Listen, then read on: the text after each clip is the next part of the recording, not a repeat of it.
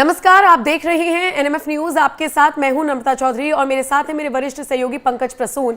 आज हम दोनों चर्चा करेंगे अवधेश प्रसाद पर। आप कहेंगे अब अवधेश प्रसाद ने ऐसा क्या कर दिया कि वो चर्चा का विषय बन गए। भाई साहब अयोध्या पहुंच गए हैं, अयोध्या में राम मंदिर पहुंचे हैं, प्रभु श्री राम के दर्शन किए हैं, जिसके बाद अब लोग कह रहे हैं चलिए देर आए दुरुस्त आए।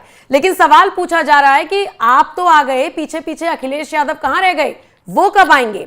तो सवाल लगातार उठ रही हैं। लेकिन यहां पर एक चीज ध्यान में रखिएगा कि 2027 में यूपी में विधानसभा चुनाव होने हैं। दूसरी बात यह भी याद रखिए कि मिल्कीपुर में क्या हुआ है सबने देखा, बीजेपी वर्सेस समाजवादी पार्टी।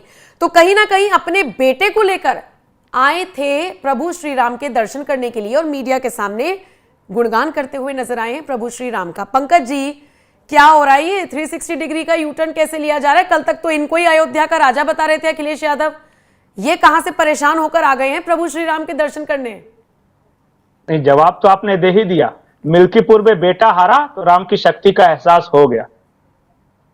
और आपने बिल्कुल सही कहा, राजनीतिज्ञ हैं, भांप लेते हैं। वो समझ गए कि जमाना थोड़ा बदल गया है। एक जमाना था जब मुस्लिम वोटों के लिए कुछ भी किया जा सकता था, हिंदू जातियों में बटा हुआ था, आपस में बिखरा हुआ था। हिंदू वोटों के लिए लड़ाई हो रही है मुझे लग रहा है। एग्जैक्टली। वीर सावरकर ने एक बार कहा था, उनका एक कथन है कि एक बार अगर हिंदू यूनाइट हो गया ना तो ये सारे सेकुलर कोड के ऊपर जनेऊ पहनना शुरू कर देंगे। वही हो रहा है। अब डिंपल भाभी, अखिलेश भैया कुंभ में भी डुबकी लगा रहे हैं, कितना भी गरिया रहे हैं पर डुबकी तो लगा रहे हैं। बिल्कुल। ये अयोध्या के राजा रामचंद्र न होकर ये अवधेश चंद्र जी थे, ये पूरे परिवार के साथ अब रामचंद्र जी के दर्शन करने जा रहे हैं। थोड़ा सा और यूनाइट होने दीजिए।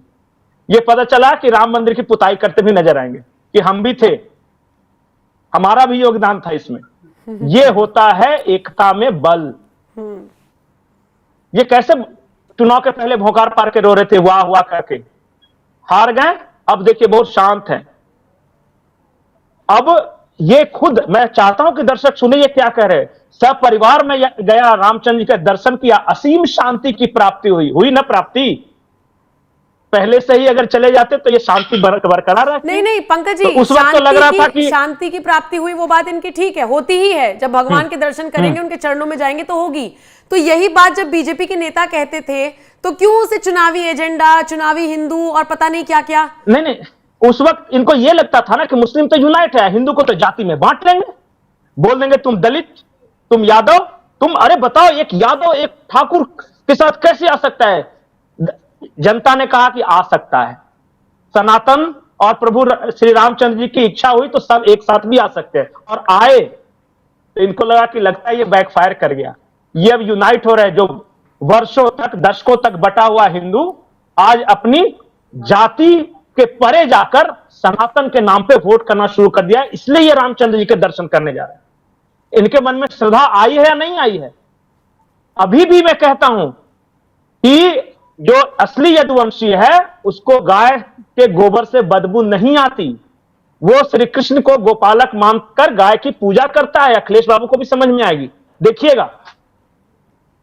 ये जमाना थोड़ा बदल गया है।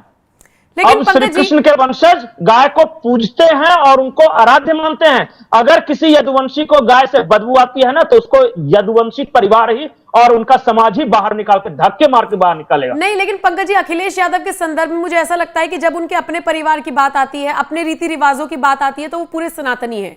लेकिन जब बात आएगी वोट बैंक की तो वो बट जाते हैं एकदम, उनके खुद के विचार एकदम। आप देखिए, उनका एक वीडियो वायरल हो रहा है, इफ्तारी करने के लिए गए तो इधर उधर कुछ नमाज, पता नहीं वो क्या, वो लोग दुआ पढ़ रहे हैं तो उनके भी हाथ ऐसे हैं। बाद में उन्होंने ऐसे कर लिया, नहीं आता, क्योंकि सिखाया तो यही नमाज पढ़ना नहीं आता।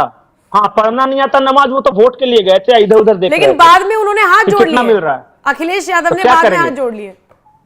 संस्कार तो वही है ना। एक मैं देख रहा था समाजवादी पार्टी का नेता, उसको झुकने में परेशानी थी शायद।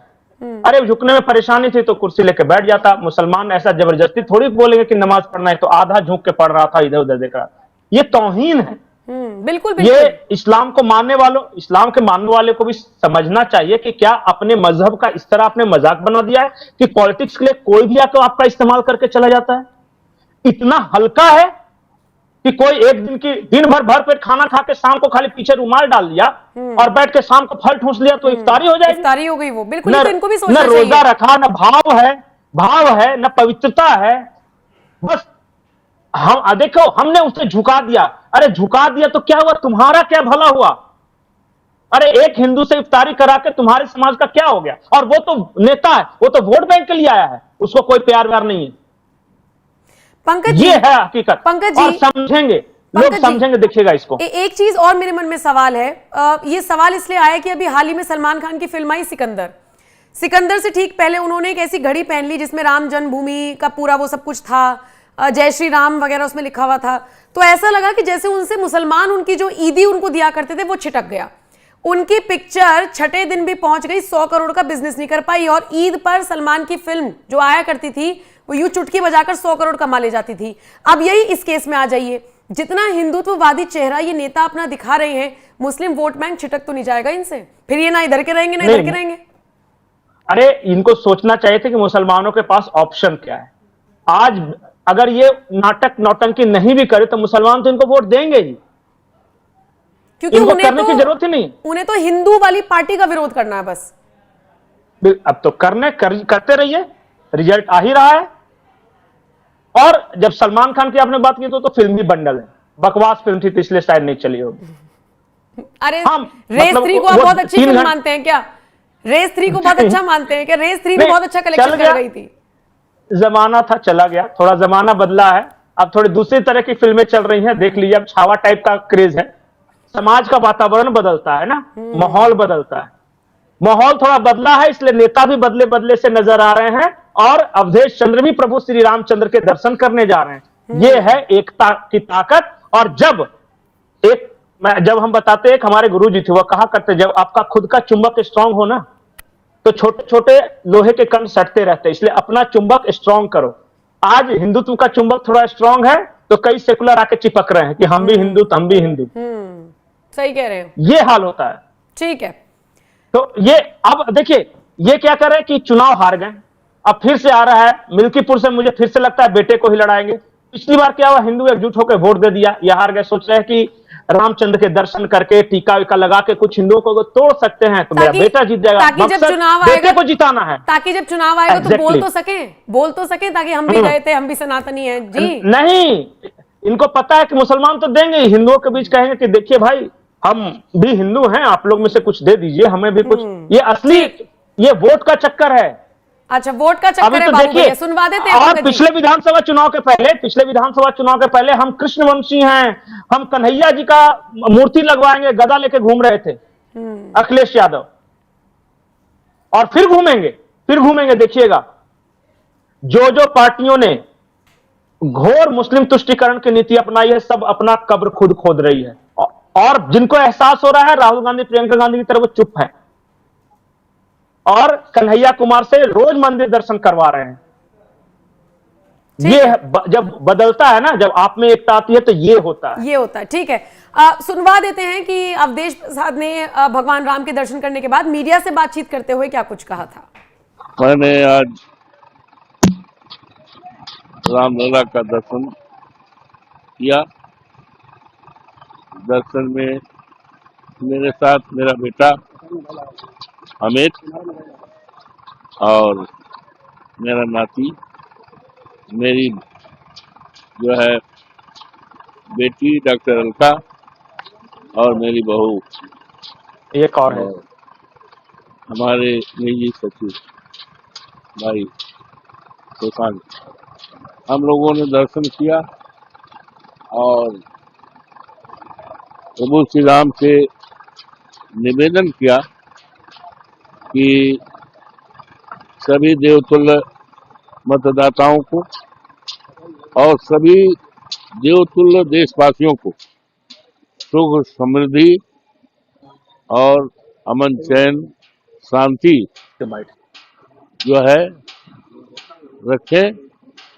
और जो मर्यादा पुरुषोत्तम राम की मर्यादा है, हमें ये शक्ति दें जिससे हम उनकी मर्यादा को केवल अयोध्या में ही नहीं, सारे देश दुनिया में कायम करके इस देश के तमाम गरीबों का मैं सेवा कर सकूं और प्रभु श्री राम के बताए हुए रास्ते पर चलकर देश का उद्धार कर सके, यही प्रार्थना मैंने किया। और इस अवसर पर आज नवमी का दिन है, बहुत ही शुभ दिन है।